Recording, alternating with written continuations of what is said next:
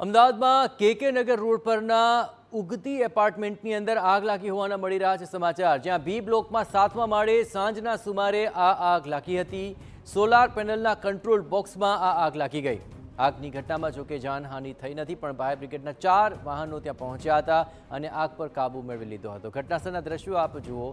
અહીં આ આગ લાગ્યા બાદ વખતની જે તસવીરો સામે આવી છે, પણ યોગ્ય જાળવણીના અભાવે આગ લાગ્યા હોવાનું અનુમાન અત્યારે લગાવાઈ રહ્યું છે। બેદરકારી બદલ સોસાયટી ચેરમેનને નોટિસ પણ આપવામાં આવશે।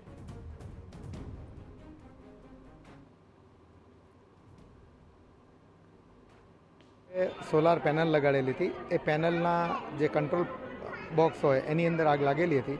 ત્યાં થોડું પુઅર મેન્ટેનન્સ પણ હતું કે જે સોસાયટી દ્વારા કંઈક ડમ્પ કરવામાં આવેલું હશે, જેના કારણે સ્પ્રેડ થયેલ હતું, પરંતુ સંપૂર્ણ કંટ્રોલ કરી લેવામાં આવ્યું છે।